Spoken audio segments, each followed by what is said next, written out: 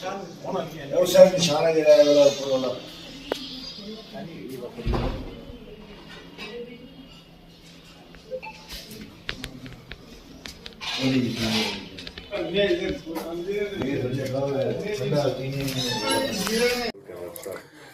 पाकिस्तान की नापाक हरकत के बाद भारतीय सेना की तरफ से किए गए ऑपरेशन सिंदूर को आज 1 साल होने वाला है और न्यूज़ 18 की टीम ऐसे परिवारों में पहुंची है जिन्होंने अपनों को खोया है। आप देख सकते हैं कि 1 साल के बाद भी इस घर में जो है पाकिस्तान की नापाक हरकत के जो निशान हैं आपको दिखाई दे रहे हैं। दीवारें जो हैं छलनी हैं और इन्हीं दीवारों के आसपास जो है पाकिस्तान की जो गोलाबारी थी उसके स्प्लिंटर लगे थे, जिनमें अमरजीत सिंह नामक एक सेना के जवान जो थे वो शहीद हुए और उन्होंने अपना बलिदान दिया। उसके साथ ही पुंछ जिले में करीब 14 लोगों ने जो है अपनी जानें गंवाई थी। लेकिन उसके बाद 1 साल से जो है वो जो परिवार हैं वो अपनों को याद कर रहे हैं। उनके मन में अपनों को लेकर जो है कहीं ना कहीं गम है जो उनसे बिछड़े हैं।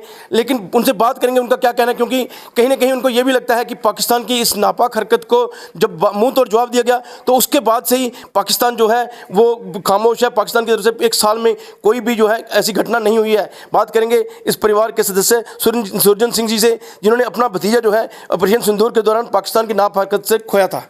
जिस बताइए क्या लगता है 1 साल हो गया है आज पूरा 1 साल हो गया कि क्योंकि 6 तारीख को रात 12 बजे 11:30 बजे बॉर्डर्स में हलचल होगी जिसमें सिंदूर ऑपरेशन की सुनी थी खबरें हमें, क्योंकि हिंदुस्तान ने उस मिलिटेंट्स के पैड को उड़ाया था जो वहाँ से नाजायज़ हरकतें करके जम्मू कश्मीर में पहलगाम का एक बहुत बड़ा सानिया यहाँ पर के पूछ करके लोगों को मारा। उसी की वजह पर भारत ने एक ऑपरेशन किया था जो स्ट्राइक की थी, पर पाकिस्तान की एक नाजायज़ हरकत काराना हरकत जो कि उन्होंने 7 तारीख को सुबह इतनी शेलिंग की और पुंछ सिटी में शेलिंग करने के बाद हमारे घर में एक ब्लास्ट हुआ कुछ 7:30 बजे, जिसमें अमरजीत सिंह नामू मेरा भतीजा था, मेरा बेटा था। वो कुछ स्प्लेंडर लगा, उसकी ताब ना लेते हुए थे कम से कम को 2 घंटे के बाद वो शहीद हो गया हॉस्पिटल जामा नज़दीक हॉस्पिटल में। तो एक चीज़ हम समझते हैं कि जो लोग हमारे शहीद हुए, कुछ फैमिलियाँ हमारे कुछ बच्चे शहीद हुए, उसकी वजह पर कम से कम 1 साल हुआ बॉर्डर पर कोई हलचल नहीं है। भारत के जो पुंछ के बॉर्डर पर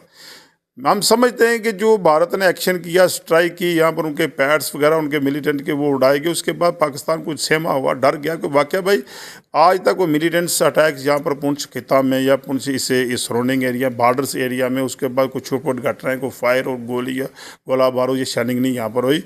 ये एक इसमें हमें एक मान लेते हैं कि भारत ने जो एक्शन किया उसकी वजह पर पाकिस्तान जो है उस यहाँ पर पहुँचे हैं। और काफ़ी मिनिस्टर जो है मनजिंदर सिंह सिरसा, हमारी जो कम्युनिटी बेसिस पर एड्स आई वो भी एक अच्छी तरीके से लोगों ने हमारी सार की। तो हम आज सिंदूर ऑपरेशन कुछ सीखा हमने कि वाकई भाई जो भारत में जो लोग रहते हैं, हिंदू हों, सिख हों, मुसलमान, वो ज़रूर उस दर्दनाक लम्हे में वो वहाँ पर पहुँच कर लोगों की हाथ मदर्दी करते हैं, इसमें कोई दौरा नहीं। तो मतलब कहीं ना कहीं गम के साथ फख्र भी है कि कुर्बानी के बाद जो है आप शांति है। हाँ, इसमें ये बिल्कुल हम कहते हैं कि अब कम से कम 1 साल होगा पहले होगा कि जो छोटी मोटी घटनाएं जो हैं ये सिंदूर ऑपरेशन के से पहले ज़रूर हुआ करती थी। हम बिल्कुल बॉर्डर हमारे पास 1 किलोमीटर हमारा पुंछ बॉर्डर है, तो वो छोटी मोटी घटनाएँ भी बंद हो गई।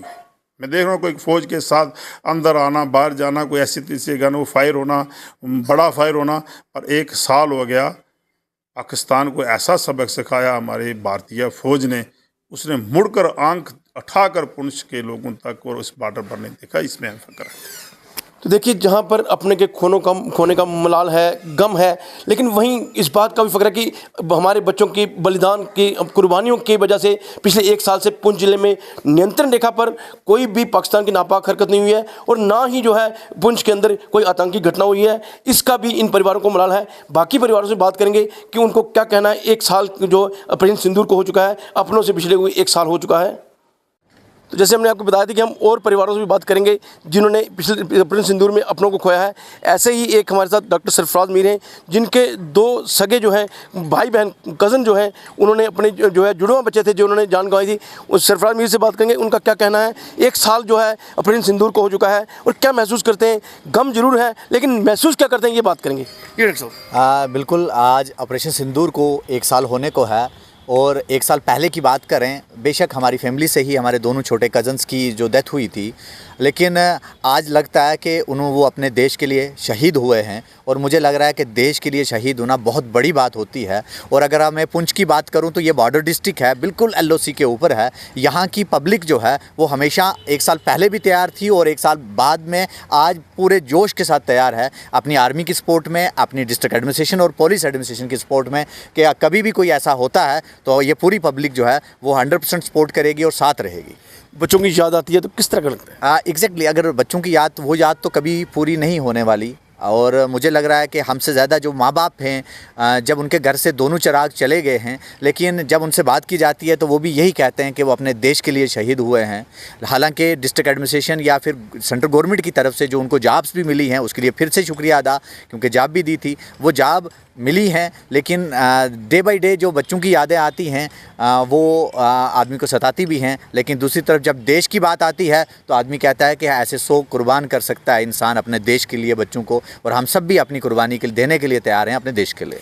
क्या फ़र्क महसूस करते हैं एक साल में जो है, क्योंकि पुंछ जो है हमेशा ही जख्म देखे हैं, पाकिस्तान ने हमेशा जख्म दिए हैं पुंछ को, गोलाबारी लगातार चलती रही, हमने बचपन से देखा है। क्या महसूस करते हैं एक साल में क्या हुआ है? देखिए, अगर क्रॉस बॉर्डर शेलिंग की बात की जाए तो पाकिस्तान की तरफ से हमेशा, क्योंकि हम बिल्कुल एलओसी के ऊपर हैं और यहाँ ये रहता था, लेकिन मुझे लग रहा है आफ्टर ऑपरेशन सिंदूर अगर एक साल की बात करें तो मुझे लग रहा है कोई भी ऐसी बात नहीं हुई है।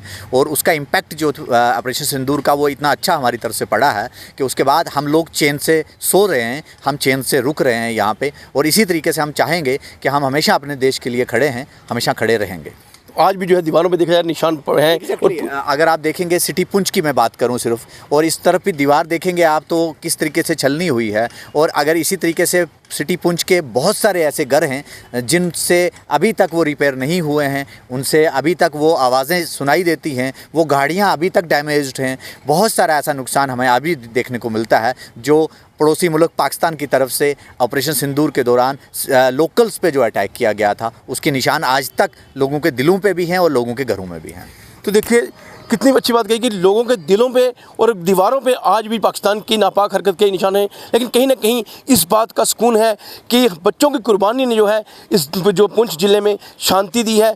और लोगों की जान नहीं गई, क्योंकि अगर पाकिस्तान की तरफ से लगातार गोलाबारी जारी रहती तो ना जाने कितने लोग जो हैं और जवान गंवाते। लेकिन आज जो है एक साल से ये खामोशी है और कहीं ना कहीं बच्चों के बलिदान का लोगों को इस फ़ख्र है कि उनके बच्चों ने इस इलाके में कम से कम एक साल तक शांति बनाए रखी है। उनके कारण ये शांति बनी हुई है। Munish Sharma, news 18 network, Poonch.